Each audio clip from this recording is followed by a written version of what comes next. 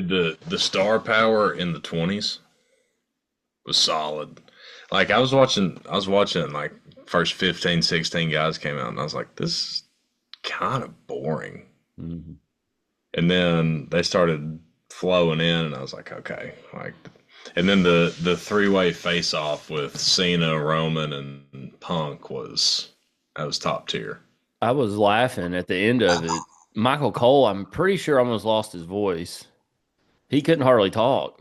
Dude, also I was pissed because I opened up Peacock and I guess because I tried to rewatch it so close to when it ended, the only replay that was available was Yeah. in Spanish. Yeah, they I I don't had to watch. I had to watch that version. I don't understand. Like right when it ends, there's like a delay of an hour or two before you can go back and watch it. Because one night I tried to go back and watch the what was the last one?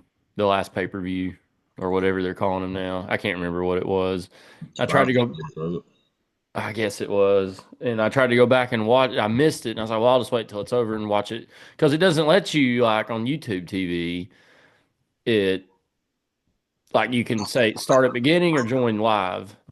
Well, on Peacock, for some reason, when you watch WWE, it just says join live. You can't go backwards when it's live for some reason. I haven't figured it out if you can, but I think you can click watch from the beginning. huh? I think you can click watch from the beginning. I couldn't find it. Maybe I guess it's on there. I need to, and of course, this was 3 months ago, so I don't really remember, All right. but it is, it's almost championship season. So it is, when when the Royal Rumble comes on, you know it's championship season. Elimination Chamber is gonna be fun. Yeah, should be good. One last ride. Hey, I went up to real quick. Carter played Thursday night. Matt Waters was there. I went up to him and I said, Matt, you can't see me. And he was like, no, no, not tonight. Not tonight. Real quick, shout out Matt Waters. He wanted me and Chad Grubb to pray for him, and that's what we've been doing. So, Matt, we're praying for you. Shout out Matt Waters, one of a kind. I am a sick negative niece. Got a little head cold going on here, Harbin. In the words of Jim Ross, that sick, twisted SOB. There's a video popped up the other day of Jim Ross and his hatred for Triple H. Go look that up sometime if you're listening and don't know what I'm talking about. That Like, that bastard. I mean, just he would be standing right next to Triple H and just screaming expletives at him about how he felt about him. Just a great video. um, like I said, I'm negative niece, joined by Harb, and we got a unique show tonight. We were going to have a guest on, and apparently they have Biden internet. Harbin Blake Talley was going to join us, but now he says he can't because he has Biden internet. I can't help it that he's still living in the past. Trump's the president now, Blake, not Biden. Get on the Trump train. I mean, that was last month. I mean, we all had Biden internet last month. Me and you've moved on. We have. Uh, Many are saying the best internet. You can ask anyone. Believe me. It's beautiful. Yeah, beautiful. It's Never been better. beautiful. Beautiful internet. Yeah, I've got great, big, beautiful internet here in the Section YY8 studios. Harbin does as well. And that's why we're recording and he's not. So Tally, get off the Bidenomics. Get on the Trump train. Real quick, if I can get through this without choking, shout out choke. I can't talk, Harbin. Um, Hmm. been sneezing all day long. Like not coughing, it's sneezing like crazy. It like I hate it. Anyways, shout out to Andrew's Physical Therapy for sponsoring the show. Make sure to go visit those guys for your rehab needs, physical rehabilitation. They have a office at Strawberry Plains and one in Blaine. Numbers are below on the video. If you're listening, log on to the letter P, the number 4, physicaltherapy.com. Again, that's P4 andrewsphysicaltherapy.com, and there's a search button up at the top right of the webpage, I believe, and you can find all of P4's locations, but you'll obviously want to look for Andrew's Physical Therapy, which is in Strawberry Plains and Blaine. So be sure to visit those guys or swing by and show Adam and Mike your appreciation. Take them a dessert. They love dessert. Take them a cake, some kind of a sweet treat over to the office. They'll appreciate it. Tell them YY8 sent you, even though we didn't pay for it. You have to pay for it yourself if you make it and give it to them. So, all right, Harb. It's almost Super Bowl week. As of this recording, we're 7 days out. I know you're super excited. I found this hat in my closet. It's from, if you're listening or if you're watching, you can see it. But if you're listening, it's, I've got family down in the New Orleans area.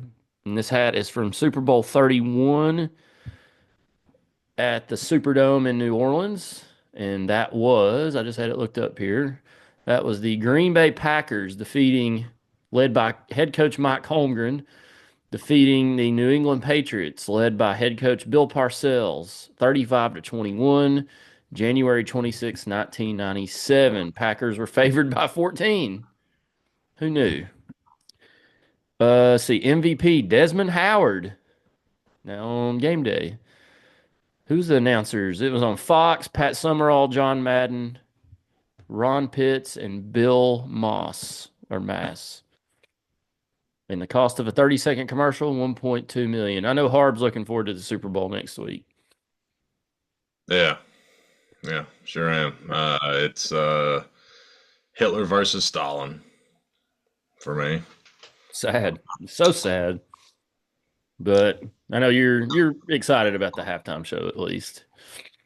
I am actually. I know you could probably not care less, but to see Kendrick Lamar call Drake a certified pedophile in front of 100 million viewers is going to be worth every second of having to suffer through that football game. So he's ignoring the lawsuit threats. He's going to do it. So that's what rap beefs are about. We'll see how it goes next Sunday. I think kickoff's at like 6 o'clock. So we'll see how it goes. All right, Harb. We're either gonna have to rearrange our schedule, or we may not have a show that week. So Yeah, we'll have to look at it. We'll figure it out. Figure something out. But maybe early in the day or on Monday or something. We will recap everything because Tennessee's got games next week, which we'll talk about here shortly. But moving on, it was a roller coaster of a week, I guess you might say, for the Volunteers. Harbin, 1-1 again on the week, 1 win, 1 loss, which honestly we needed. I said last week, you said it too. I mean, I guess these were must-win games, but that game on Saturday became a really must-win game for Tennessee. Not in the fact that they weren't going to make the NCAA tournament or anything like that, but if they had any aspirations of being a national championship type contender or, a second weekend type contender team, they did not need to go on a 4-game losing streak and lose 5 out of 6, or is it 3-game losing streak, 4 out of 5, something like that. So anyways, been a little bit of a rough patch, but the Vols bounced back in a big way on Saturday. Tuesday night lost to Kentucky 78-73. And the big highlight of this game, Harbin, was Tennessee's poor offensive showing. I went back. I didn't get to watch the game live. Carter had a district game against Seymour, but I had it pulled up on Gamecast and trying to keep my eye on it. And the shooting woes for Tennessee, it was just atrocious. I can't imagine sitting there watching it live. But I went back and watched it, and Tennessee shot as poorly as it sounded. Let's see. It was 45 3-point attempts. I don't know why in the world, unless you're running the system, you need to shoot 45 threes. Tennessee does not run the system, but they were 11 of 45 from 3-point range, 25 of 72 from the field. Kentucky shot much better. They also took 22 less shots than Tennessee, but they were 25 of 50 from the field, 12 of 24 from 3. That's the key to the game right there. Tennessee could not stop Kentucky shooting the ball. But my main point in this game was Tennessee's poor shooting. And I went back and watched it. I think I texted you all about it in the podcast group, and Day Day said it too. He was there. I thought we just looked. It was. I don't know if it was tired, sluggish. I don't know if the Auburn game carried over, but we just did not look the same on the defensive end of the court. I mean, if you go back and watch, Meshack got beat off the dribble several times. Like, when does that ever happen with that guy? Rarely, if any. And we just didn't look like the same team on the defensive end. We all talked about it in the podcast text group this week. I think Big Montana asked, does the intensity on defense lead to poor offense? Well, it can. I mean, you're putting a lot of effort into one side of the basketball, and it can drain you. But honestly, that's what these guys train for. It shouldn't come down to that. They should try to be as balanced as possible. Um, Tennessee still scored 73 points. They got hot right at the end of the game, if you want to call it that. But that was my two main points from this game, Harbin. They got out rebounded. They didn't play very good defensively, and they just could not throw it in the ocean. Well, actually, we did not get out rebounded. We had 41 rebounds to No, their you're 30. right. I guess when I looked at it at one point in the game, we were getting out rebounded. But yeah, you are right. So just let me set the scene for you. Let's pretend this is Tuesday lunch. Let's say you and I are at Chipotle, having ourselves some burritos. And I have a crystal ball. And I tell you that Tennessee is going to out rebound Kentucky. They're going to out rebound them on the offensive end 18-8. They're going to have the same amount of assists. The turnover differential is going to be 13-5 in favor of Tennessee.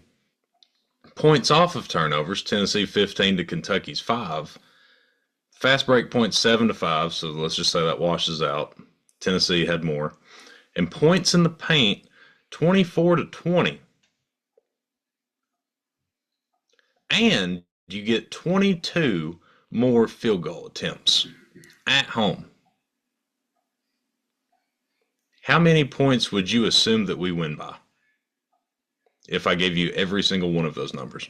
I'd say 10 to 15, maybe more, maybe 15 to 20. We lost by 5. Yeah. We could have stood on Myrtle Beach and not thrown it in the Atlantic Ocean. It was, at times, extremely hard to watch. And we still put up 73, like you said, but it was on 72 shots. That's crazy. It's horrendous. It's awful.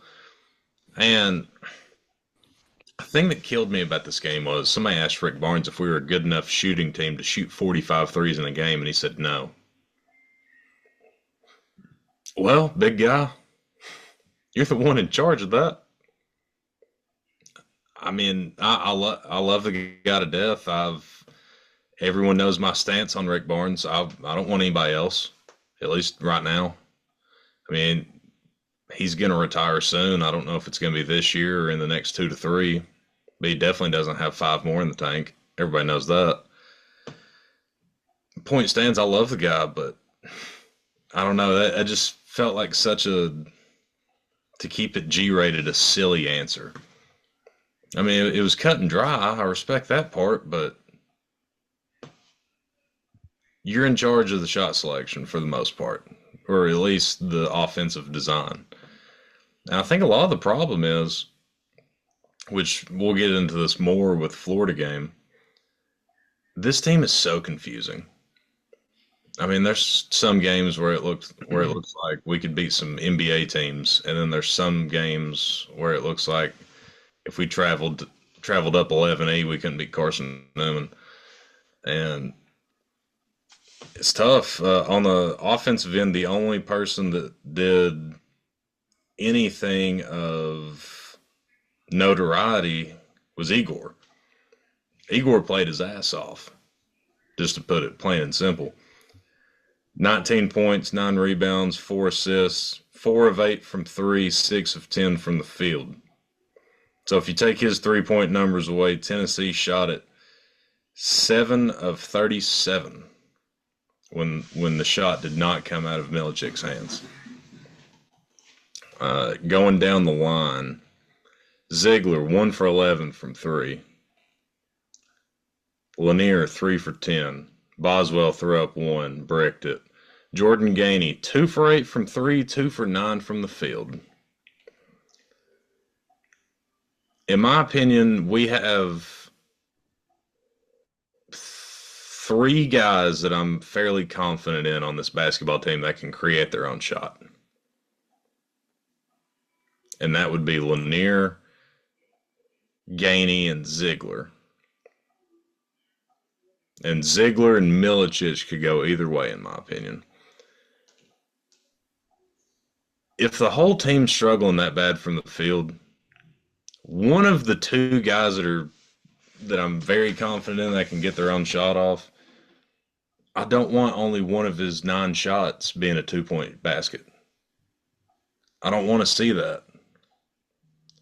And I think that like if you're just reading numbers, that kind of summarizes the game.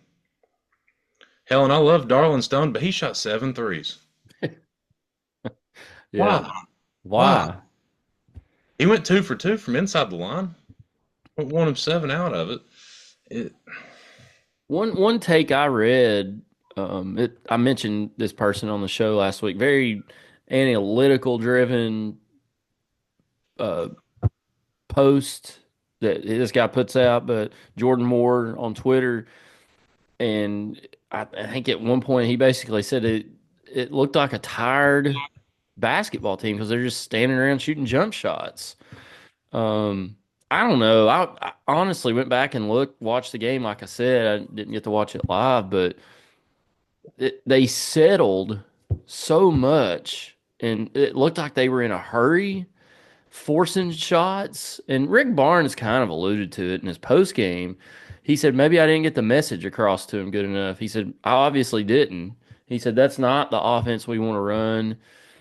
Um, it's not the kind of team we are. They are not a 45 3-pointers per game. And like you said, he said it. It's on him. He's got to fix it. And they did. And you would expect that coming from him in a team like that. But it it was I made the mistake Tuesday night, Harbin, of before I went back and watched it. I came home, the game had just ended, and I was eating dinner, and I turned Basilio on, and it was it was about as doom and gloom as you get. At one point, this one guy called in and said, "I don't think Barnes is going to last through the end of the season. He looks tired. He looks disinterested. He's defeated."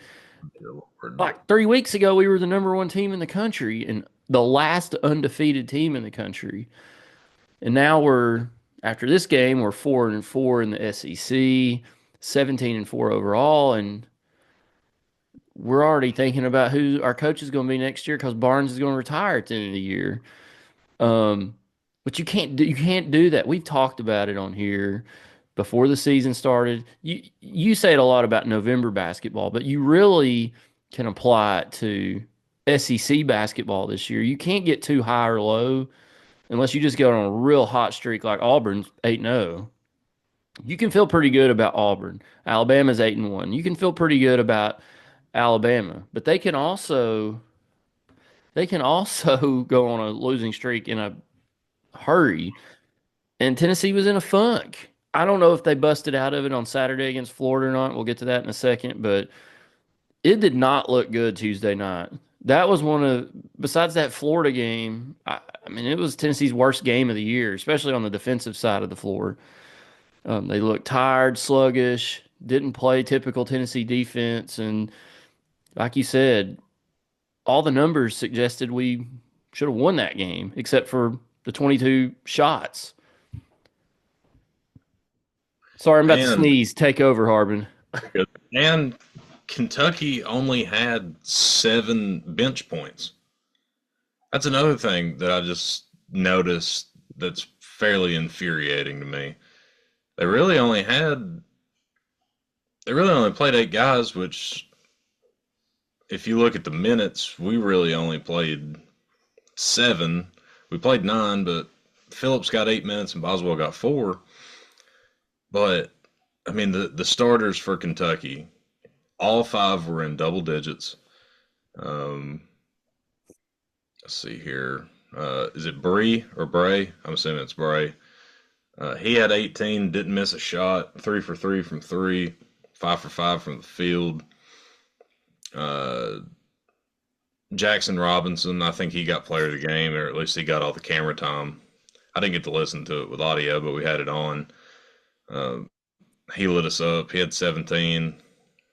Is just frustrating. But we've talked about this in years previous on this show. At least for right now, Kentucky and Tennessee are destined to split in the regular season. And a loss seems to always come in this rivalry when you least expect it. Did I read, Harbin, that the last three times we've played them here, we've been favored by double digits and they've beaten us the last three times? Is that true? I haven't gone back and looked that up. I It swear may I heard that this week. that may have been the last 3 times that we've been favored by double digits. Gotcha. I can't imagine the last 3 times we've played we've been double digit favorites, but maybe. I Um, can't. It was something like that. But it was crazy, weird stat. Like, how do they come in here three different times when we're double digit favorites and beat us? Just weird. it's tough, and this game irritated me quite a bit. But I've got to, and this hurts to say, but I got to tip my cap to Mark Pope. If he keeps this up, he's going to win SEC Coach of the Year potentially, and in my opinion, whoever wins SEC Coach of the Year is going to win National Coach of the Year. I mean, this guy took over without a roster. Calipari gutted it. People left. He came in and kind of was on hands and knees of getting guys to buy in. I don't know how many guys stuck around, but a lot of them, or the majority of the guys that were at Kentucky that stayed, weren't scholarship guys. So he pretty much just threw a roster together. And I know we hate Kentucky, but their fans are very similar to us. They care way too much. They finally got a guy that gives a shit about Kentucky as opposed to just being a player factory. And he has potential to keep them just as good, if not better, than what they have been.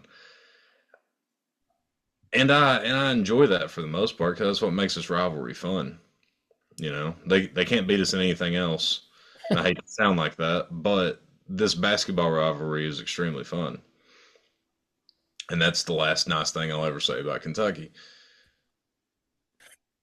Um, But I mean, you know, we beat ourselves. They didn't beat us. I mean, they shot it well. Good for them. They did shoot 12 of 24 from three. I mean, my God. I mean, the shooting at times in this offense is unbearable.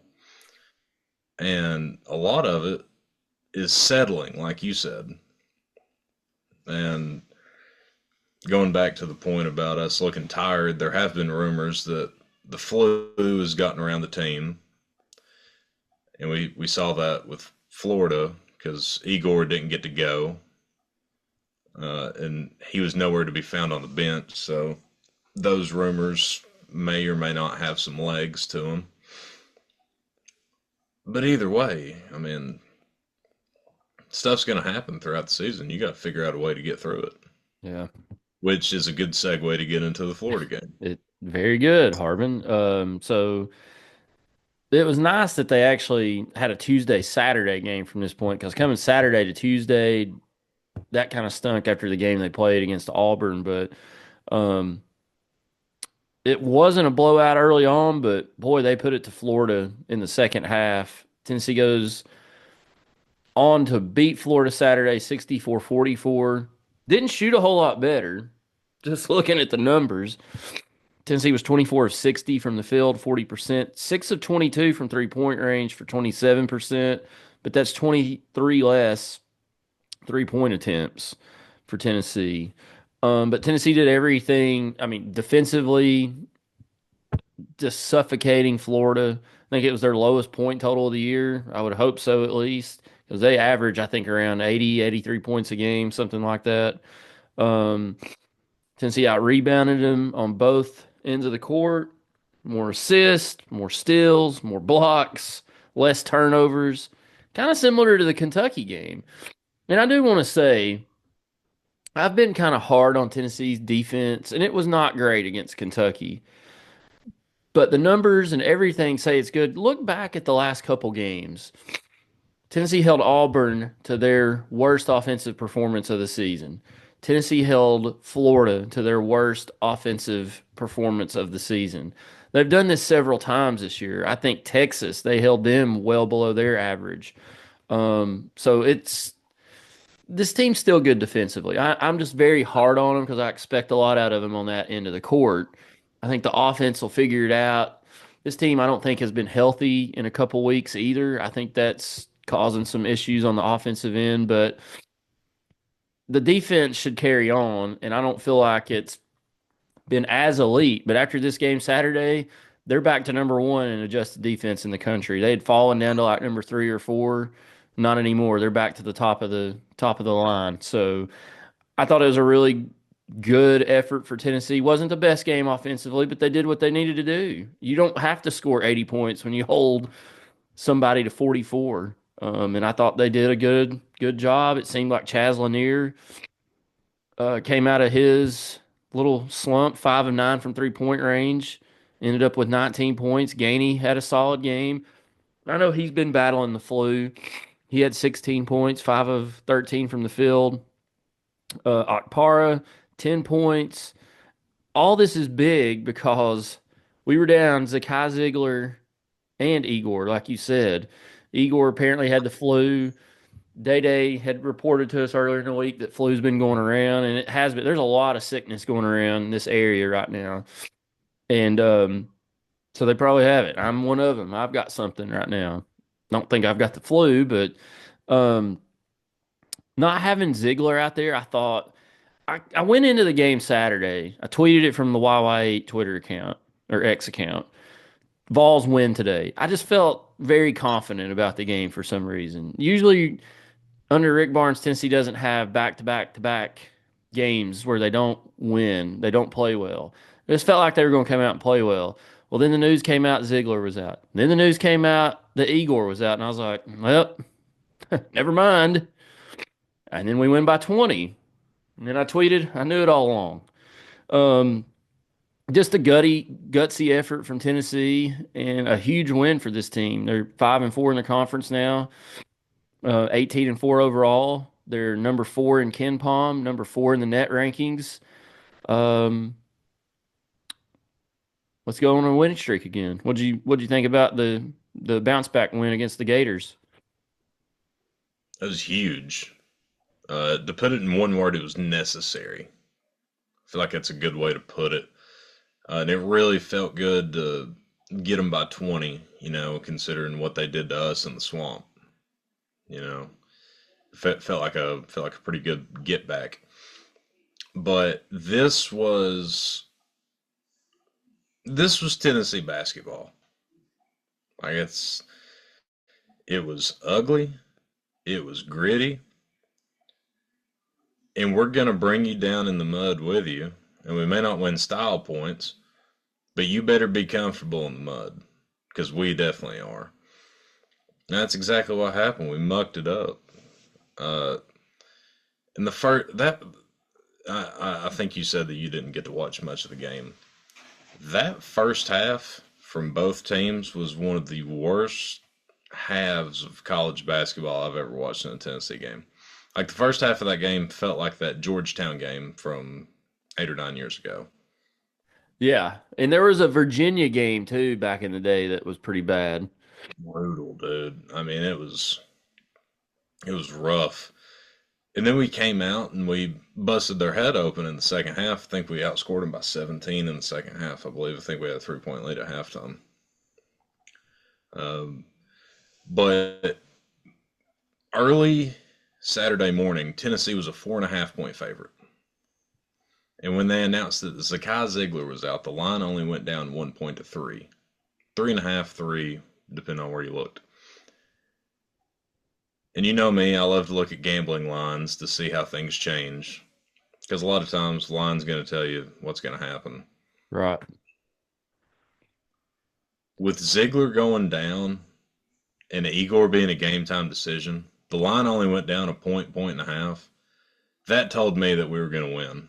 I didn't think we'd win by 20, but that told me that either there was two options. Either A, Vegas knew something that the public didn't know, which is most of the time the truth, or one of the very few times that Vegas just kind of overlooked something. But considering it was number five versus number eight, and probably the biggest game of the day outside of Houston and who'd Houston play? Texas Tech. Texas Tech. Yeah, that was the big game, and obviously Duke, North Carolina, but North Carolina's bad this year. They're not good. Right. But so as far as like actual talent level goes, this was the matchup of the day. They weren't going to overlook this game. So I felt pretty good blindly just based off of Vegas.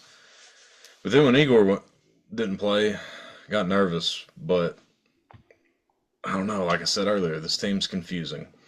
Meshack played his ass off. And this was one of those Yeah. games where Jemiah Meshack is Marcus Smart, like prime Marcus Smart, in my opinion.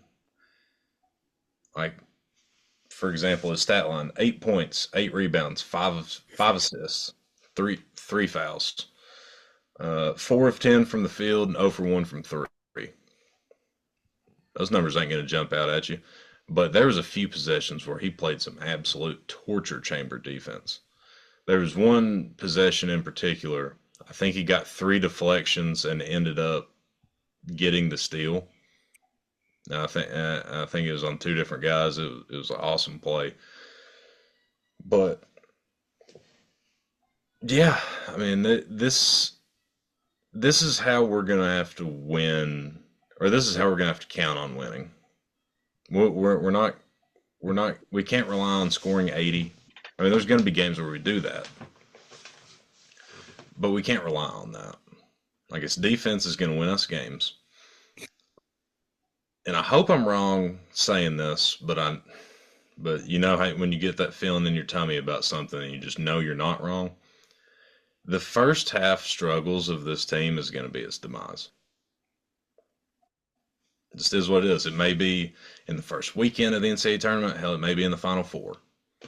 But eventually, it's going to catch up with you not breaking 30 in the first half.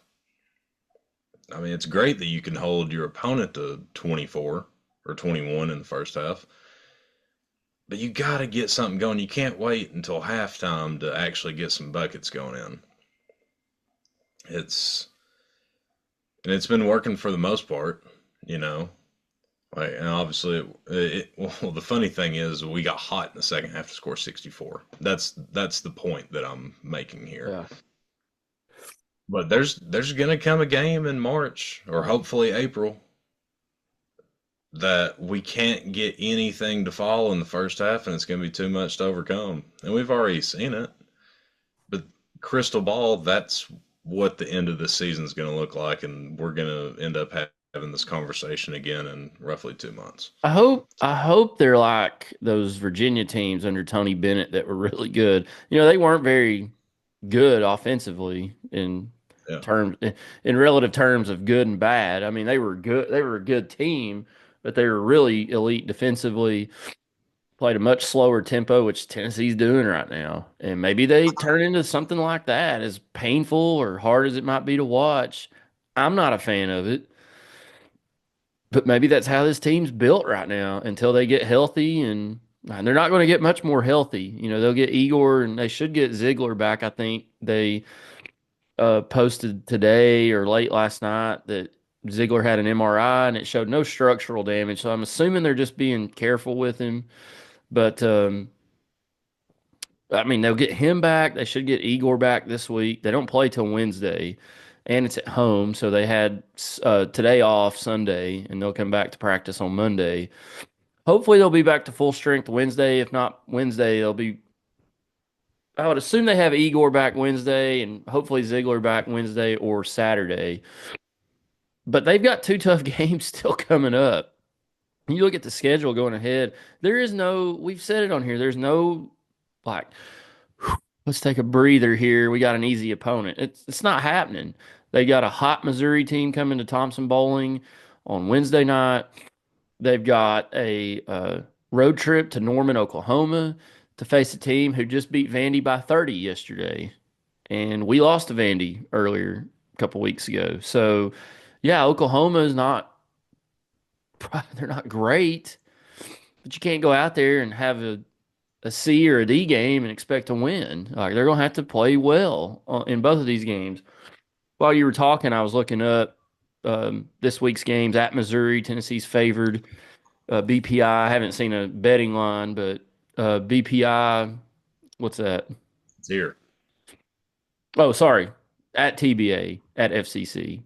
Tennessee's 83% chance favorites to win.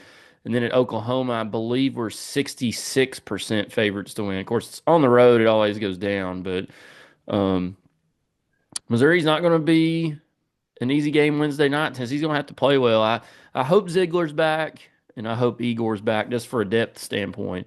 We showed yesterday that we can beat anybody without those guys, but it sure would help to have him back in the lineup this week, Harbin. Oh, for sure. I think we're definitely going to have Igor back, and I would assume Ziegler's a toss up, depending on. I mean, they're going to keep this for the most part hush hush, because correct Yeah. me if I'm wrong, it's the same knee that he blew out, correct? Yeah, they said it was the same knee he had surgery on a couple years ago. Yeah, so they are being cautious. Probably depends on how cautious they want to be, but with there being four, having an extra day in between games probably helps here. Hmm.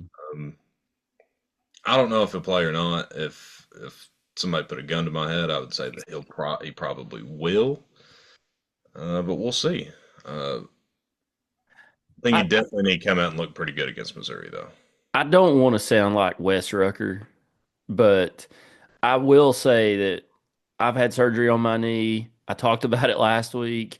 When that thing, when you tweak it or you feel something, like it literally, I was scared to death last week. I was like, the first thing running through my head, seriously, was what have I done to my knee? I'm gonna have to have surgery. I don't want to do this.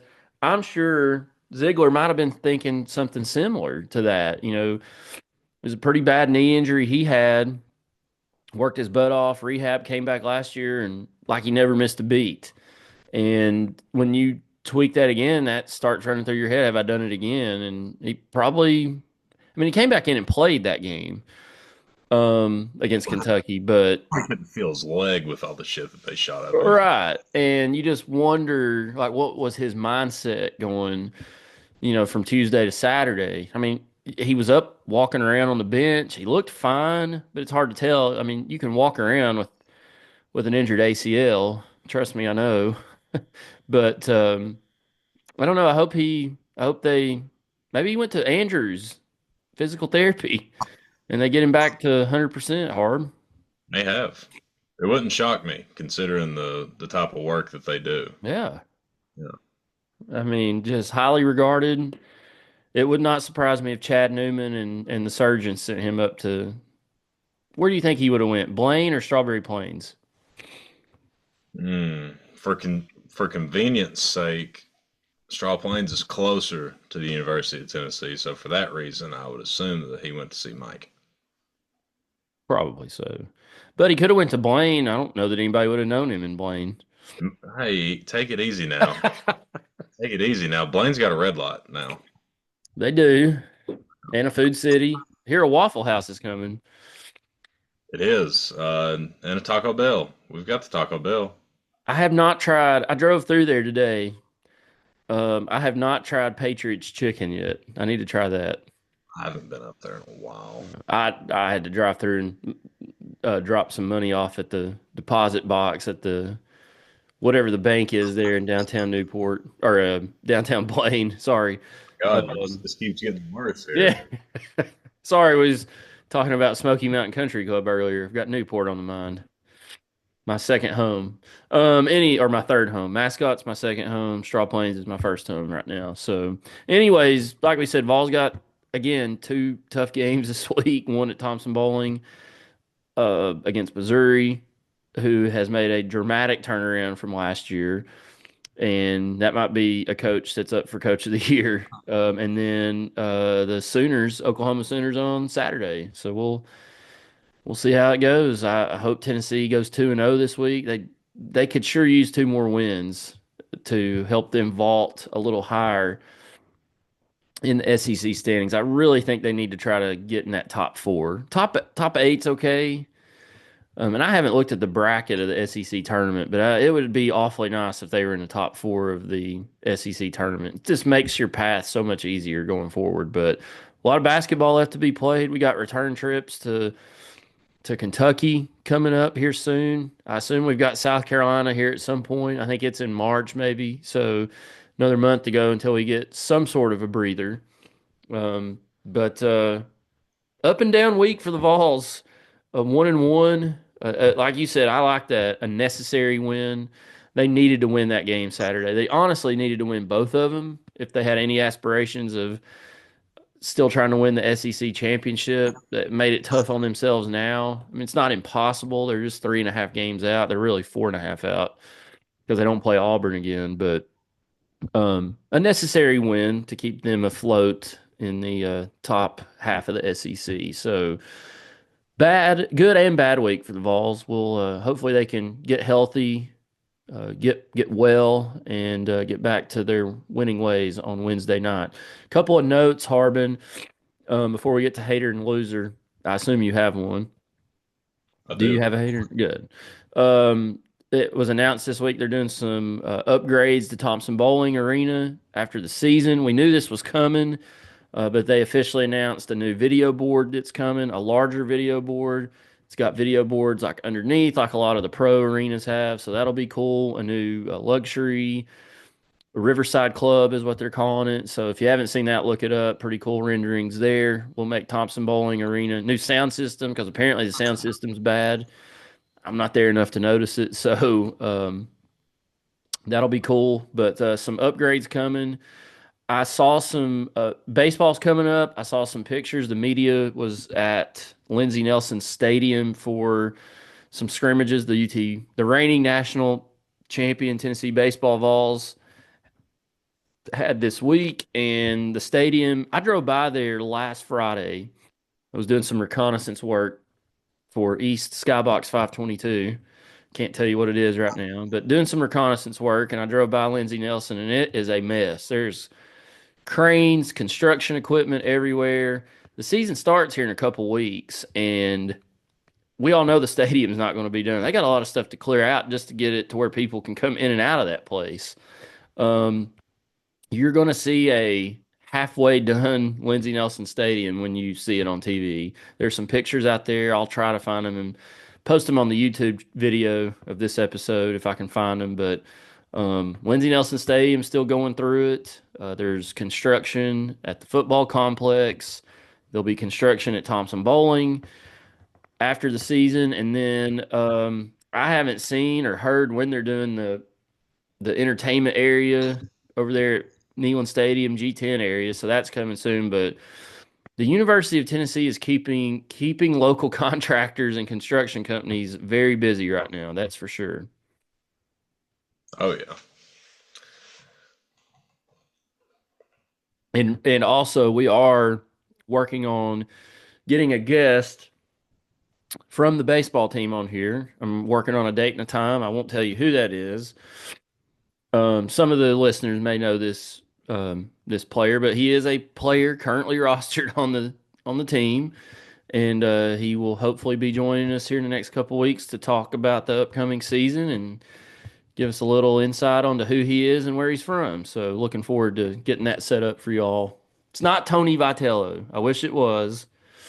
Well, you already knocked him out because you said it was a player. There you go. But he is a player. Well, touche. I told Reagan the other night, I was like, that is my goal after baseball season's over is to try to get him on to get Tony Vitello on this podcast because he's been going on every podcast known to man this past week. I could see him doing something like that because he's kind of like a man of the people. He don't care, and I could see him going on a podcast, a little podcast like us. We could get Burton on it. I have to do that. I have to pull some strings. I've got some of our listeners pulling strings to get this player on right now. So we'll keep you posted on that. Harbin, do you have a hater and loser of the week you'd like to share? I do. Go ahead. My hater and loser of the week is not a singular person. That's actually millions of people. Is it a city? It is a city. It's the city of Dallas. I knew it. Dallas, Texas. I'll even throw Fort Worth in there. Maybe even Arlington. Frisco. Prosper. I'll even include the suburbs. The whole Arlington. Throw Arlington in there. I said Arlington. Oh yeah, okay.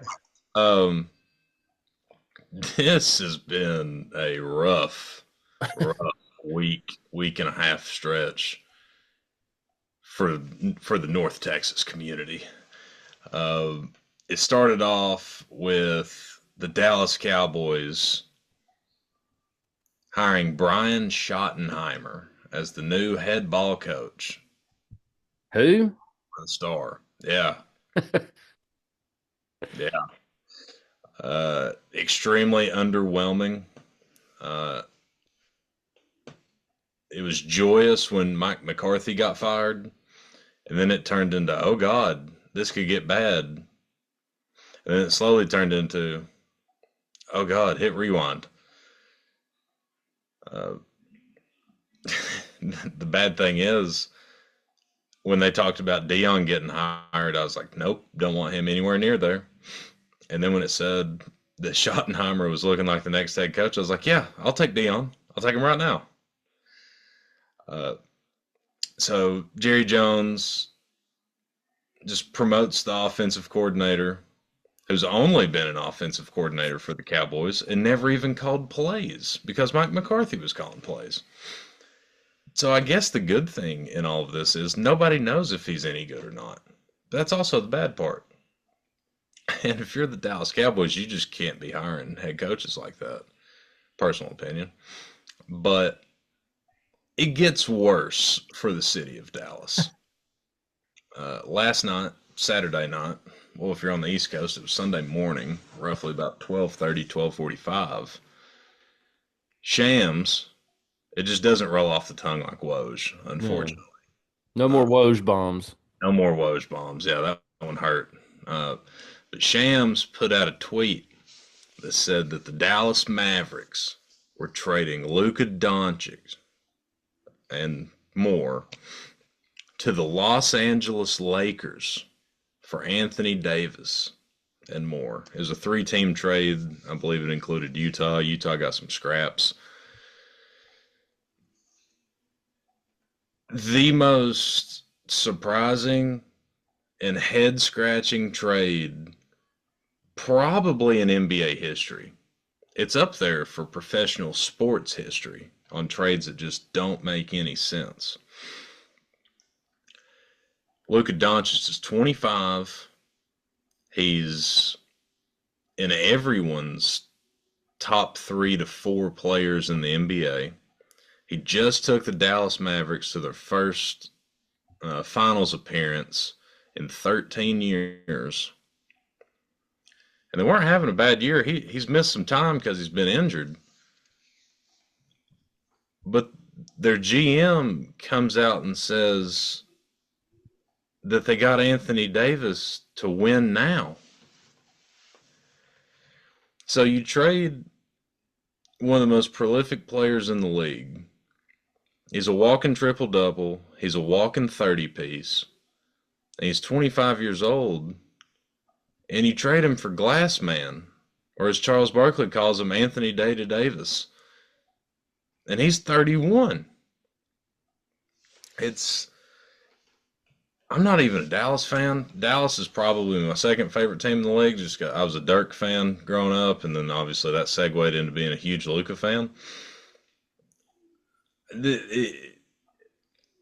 I'm still borderline speechless, and it's been almost 24 hours. It's the most head scratching move of all time. Dallas's GM said that, or allegedly said that they didn't trust in Luka's conditioning and pretty much questioned his care level on winning going into the future. And if he has conditioning issues, that's fine. He's put on some weight. There was reports that he got up to 260 at some point during the season. Holy cow. I'm assuming that's when he was hurt because he missed at least 6 weeks. I'm assuming that's when he was hurt. Whatever. There's been some memes of him allegedly drinking beers before games. Somebody said that he was smoking cigs. I mean, I that's Sounds fine. like sounds like some of the golfers at the Straw Plains Open Yeah. drinking beer, And smoking cigs. and my point is, if he's pounding Stellas and smoking L&Ms and still dropping 30-point triple doubles, why do you care what this man does? He's still out there playing. I mean, he I, messed up his calf, so he had to miss at least 6 weeks. I mean, I understand that, but he's coming off a finals appearance. Let's be honest, they had no chance against the Celtics last year. The Celtics were the best team all year long. They dominated the playoffs, but they still won 2 games in that series. They pushed it to a game 6 against that team. And you brought just about everyone back for the most part. I just, it's baffling. It's absolutely baffling. And just to think that I believe 3 years ago, the Dallas Mavericks had Luka Doncic, Jalen Brunson, and Kristaps Porzingis all on the same roster. And they turned that into Anthony Davis, Max Christie, there's one more player, and Spencer Dinwiddie. It's it has potential to be the worst trade in NBA history. But as of right now, it's definitely the biggest fumble roster wise in NBA history. I mean, I could go for hours on this. And Luka gave everything to the Dallas Mavericks. And the chicken shitness thing about this whole thing, he was eligible. He was going to be eligible in the 2026-2027 season for the largest contract in NBA history. I believe it. I believe he was. I think it was 348 million. Since they traded him away in the NBA, if you're with the team that drafted you on your, I guess, third contract, you can get a supermax. They cost him potentially $117 million. it's He crazy. was eligible for it was either 348 or 358, and now he's only eligible if he signs an extension with the Lakers to like 231 or 241, which is obviously not chump change. He's not going to cry about only making 240. I'm not saying that. But for a guy that literally was Dallas, like Dirk Nowitzki quite literally handed him the torch, and you do him like that? It's very weird. Good luck having somebody sign with you. Good luck. You know, they've got new ownership there. Mark Cuban, who's a wacko anymore in his own right, is no longer the majority owner of the Maverick. I'm not sure who the owner is, but that was I saw you text us this morning about it, and when I first saw it, I was like, "What is he talking about?" Like I hadn't seen it. I'd passed out last night, and I started looking into it, and I was like, "What?" Did you? I don't know if you saw a couple notes here. Antonio Brown tweeted that like you said, Glass Man. He tweeted a picture of him, Mr. Glass from Unbreakable, that movie with Bruce Willis in it that M. Night Shyamalan made a few Samuel years Jackson. ago. Yeah, so that was good. And what is Dallas's deal? Like, who cares what his diet is? The Yankees didn't care about Babe Ruth's diet. All that dude did was eat hot porterhouse hot dogs, drink beer, I looked up Babe Ruth's diet while you were talking here, Harbin. Limited fruits and vegetables, heavy alcohol consumption, reportedly consumed large quantities of beer, whiskey, and bourbon, unbalanced meals, and he liked to eat steak, porterhouse steak, fried eggs, potatoes, and hot dog. The man hit 342 and hit 714 home runs. Like, if Dallas is winning and Luka's playing well, who cares what his weight is? That can't be the sole reason. I think there was some other stuff going on. There was a video I saw today of him when they, I guess, won the Western Conference last year, and they're going to the finals, and he was drinking a beer back in the locker room, and some guy in a suit came up and took the beer out of his hand, and he kind of looks around like, "What was that?" I'm not saying that's the reason they traded him, but I wonder if there was some kind of rift between him and management of that franchise. Well, and here's another stat that makes this trade even worse. A couple years ago, when the Brooklyn Nets traded Mikal Bridges to the New York Knicks, the majority of people that listen to this podcast that don't watch the NBA all the time probably don't know who Mikal Bridges is. He's a solid player. He's kind of the Iron Man of the NBA. He's never missed a game. Solid player, not an all-star. The Nets received 5 first-round picks from the New York Knicks for Mikal Bridges. The Utah Jazz, when they traded Rudy Gobert to the Minnesota Timberwolves, received 4 first-round picks. Rudy Gobert, solid player. Couple-time Defensive Players of the Year. You could combine Mikal Bridges and Rudy Gobert a million times in a simulator, and you're never getting close to the one player that is Luka Doncic. The Mavs got 1 first rounder out of Luka. 1. So congratulations, Dallas. I hope you love being a bottom feeder for the next 20 years, because this is going to be a curse, and it should be. Mm, I'm worked up over it. I can And tell. Luka can no longer be my favorite player in the NBA because he plays for the damn Lakers. Sad. The only silver lining in this is this legitimately gains legs for Luka and Nikola Jokic teaming up the next time that Luka is a free agent. Because they've talked about it a million times and they both joked. It's like, well, if it's not in Dallas, it ain't happening. And Jokic said, well, if it's not in Denver, it's not happening. Luka could very easily sign with Denver in 2026. I personally am pulling for that. That way nobody wins this trade.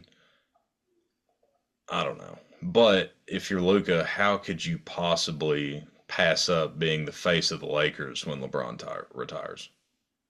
I mean, It'd be that's a a tough dream. call. That's a dream for 99% of people that play basketball. Dalton Connect's not going to be the face of the Lakers.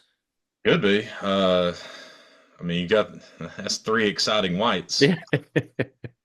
It's like going to Total Wine and seeing the new exciting whites, and you got The all Dalton the Connect. Antonio Brown said they're the LA Crackers now instead of the Lakers. Great. Good hater and loser, Harbin, the city of Dallas, going through the Big D. Thank you. My hater and loser, I went back and forth on this, but honorable mention to Puxatawny Phil, the groundhog. It's Groundhog's Day today, and he saw his dang shadow. 6 more weeks of winter. He's an honorable mention hater and loser of the week for seeing his shadow. Unbelievable. Unbelievable. What an idiot. Um, so my hater and loser of the week is Wes Rucker. I mentioned him earlier. He was at it again this week. Every time there's a tragedy, this guy has to tie some kind of a story in about himself. Go back and look at his Twitter if you follow him. I didn't catch this early on. I saw people tweeting about it, and I went back and looked, and I was like, "You've got to be kidding me!" So there was the plane crash in D.C. earlier this week, where the Black Hawk helicopter flew into the plane, and just tweet, "Hey, think used to live in DC, heartbroken, thinking about it." But he has to put in there like, Oh, me and my wife used to sit there at the airport and drink coffee and watch the planes take off. It's like, dude, nobody cares. No one cares. This dude does this with every tragedy. He tries to turn this back around on him. I'm ashamed that this dude's a Cubs fan. He's weird.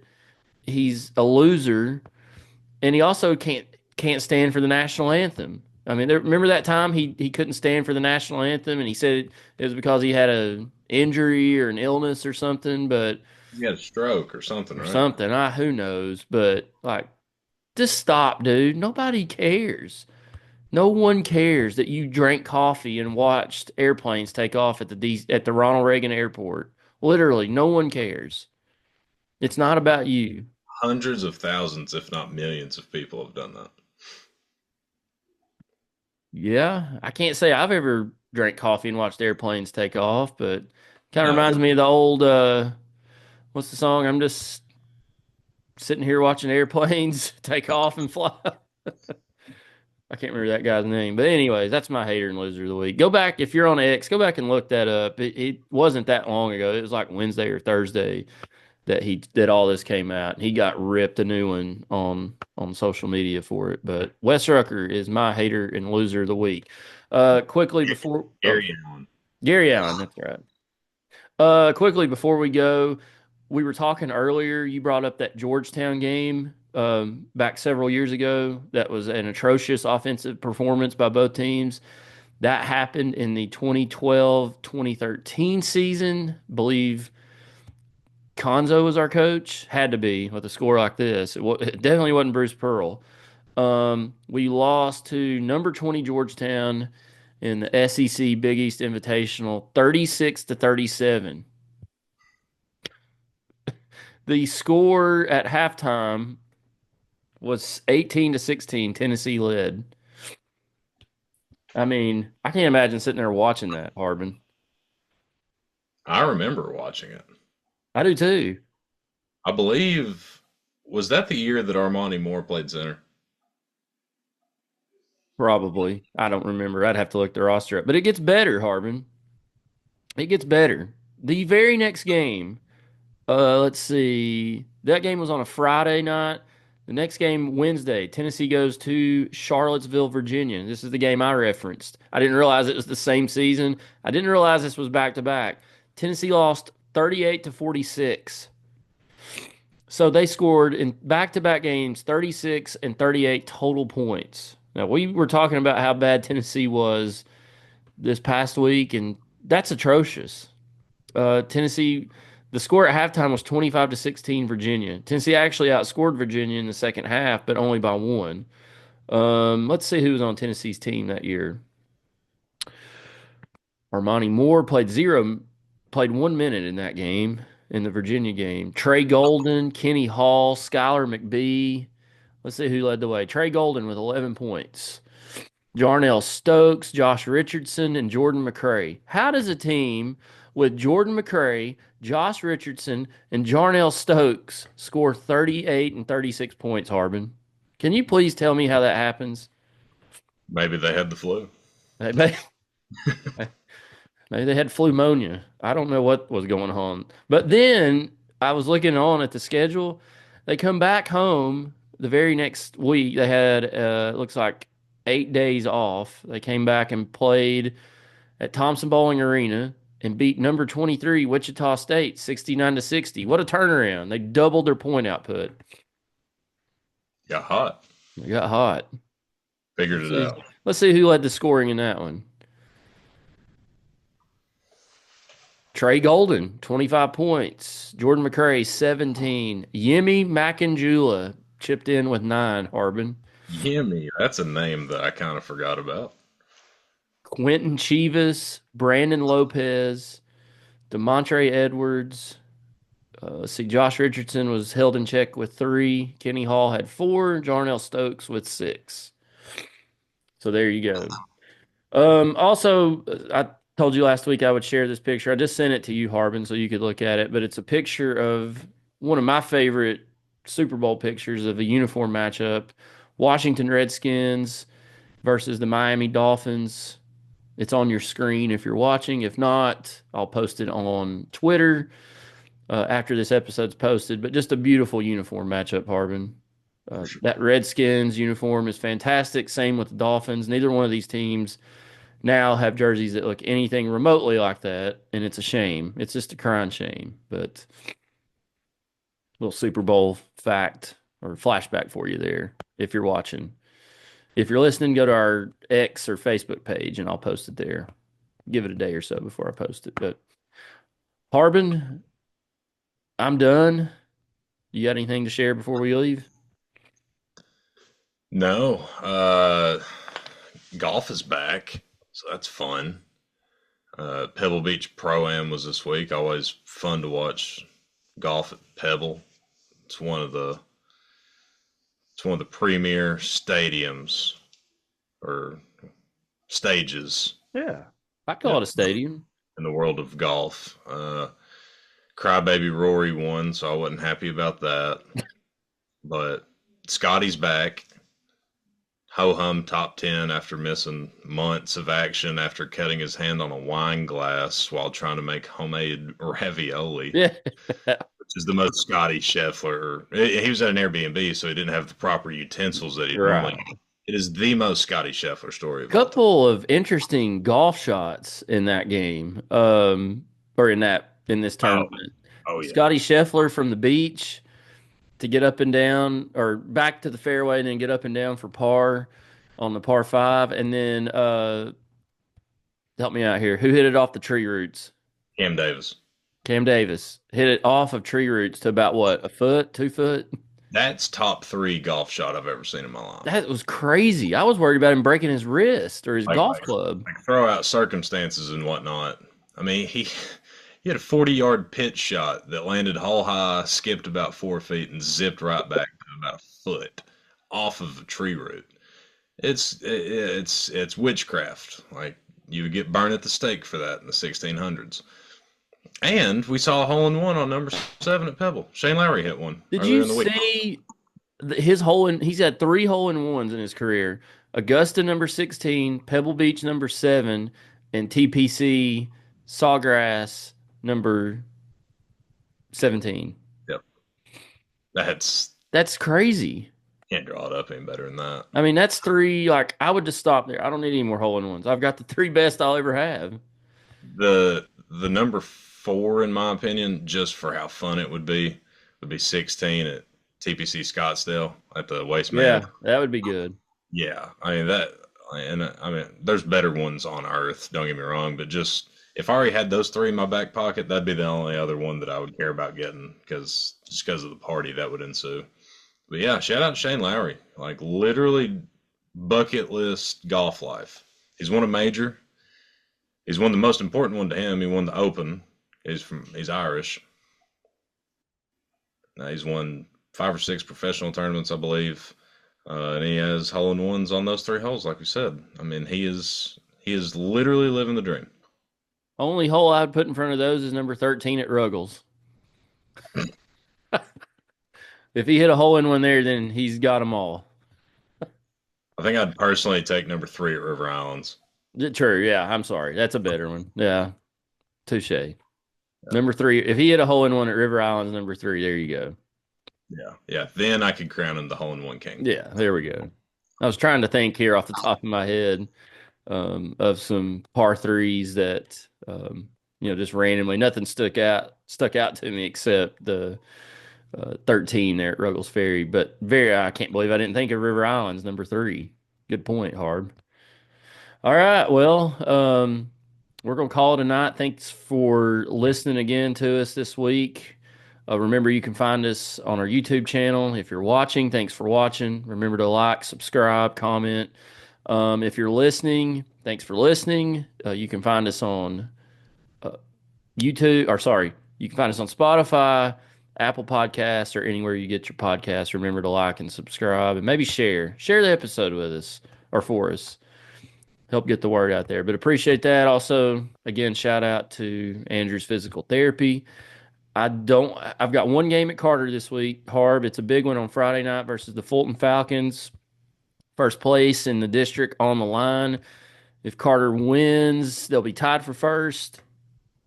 I don't know the tiebreaker scenario. I guess it's district record, which they would both have the same record unless one of them loses again. If they lose, they'll be second place. So they're playing really well right now. I mentioned it last week. Come out to the gym and watch it. It was an electric atmosphere last Thursday night. Starting lineups, turned the lights out, had strobe lights going, just electric atmosphere at Jim Williams Gymnasium. But good ball team there. Come out and support them boys. If you live in the Carter Strawberry Plains area, come out and support the Hornets. So Harb, good to see you again. We'll try to figure out a time next week. The Super Bowl's next Sunday. We usually record on Sunday nights. So maybe we can, I don't know what Harb's doing. We'll try to find a way to squeeze in an episode next week to recap the Tennessee Missouri game and the Tennessee Oklahoma game. Hopefully the Vols go 2-0 and find a way to keep pace with everybody else in the conference. So again, thanks for listening. For Harbin, I'm Negative Niece. We'll see you guys next week here on the Section YY8 podcast.